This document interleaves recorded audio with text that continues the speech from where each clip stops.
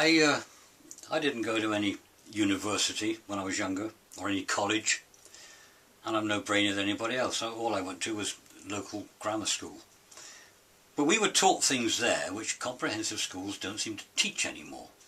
In fact, my school was doing the old-fashioned thing, which is no longer popular. It was called educating children. And here's a few mistakes which are made today regularly and shouldn't be. Here's the first one. This is what a lot of people are doing. That is the figure 7. That's our British 7. That is not. That's a continental 7. It's not one of ours, it's somebody else's. And a lot of you out there are doing this. God knows why. I don't know whether it makes you feel clever or smart or individual.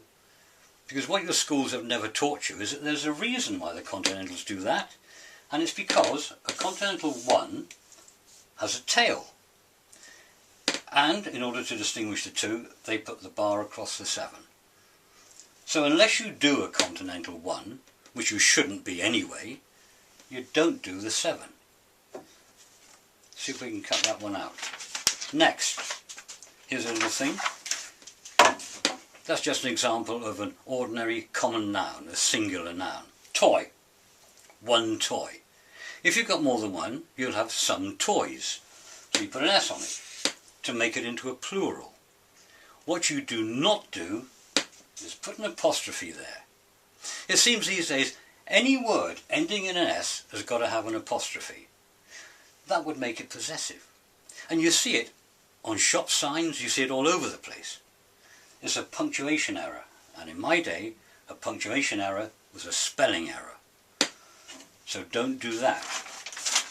This is one you'll recognise.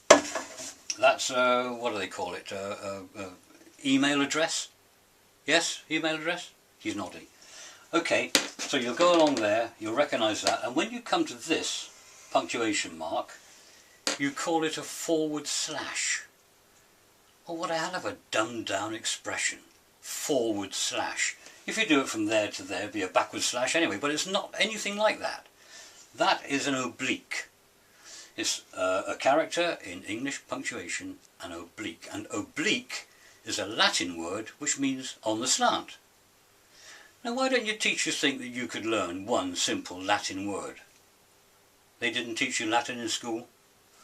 They didn't teach you bloody English either. Right. That is the 8th letter of the alphabet. It's an H.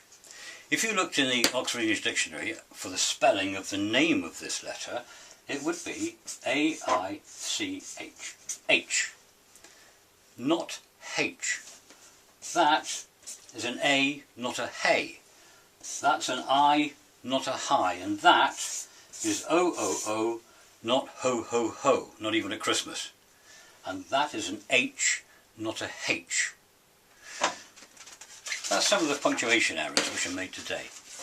Some of the verbal errors, the overuse of the word fantastic. Anything which impresses you has got to be fantastic. Well, it can't be. If it's fantastic, it's moved into the area of the fantasy, which means it couldn't possibly get any better. So use another word. Perhaps you might read a book. Throwing in the word like is another mistake. I'm like this, I'm like that. I heard someone say, it was late when I got home last night, it was like 12 o'clock. What's like 12 o'clock, which isn't actually? And I even had one young girl say, when he said that to me, I was like, Whatever happened to speaking English? If we made these mistakes in school, we'd have been punished, or gated as they used to call it. And a common mistake is what we call a tautology. Something which is very large is a great big thing. Well, great means big and big means great. One word is unnecessary. You can't have a little tiny thing. Both words mean the same. Take one out. But the biggest error, which you hear practically every day, is when people talk about the end result.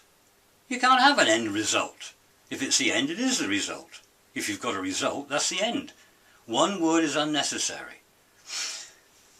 I'm sorry to say that comprehensive schools have made illiteracy fashionable because they don't teach you these things. I'm not surprised. Most of the comprehensive teachers are ex-comp kids themselves, so they wouldn't know, would they? End of sermon.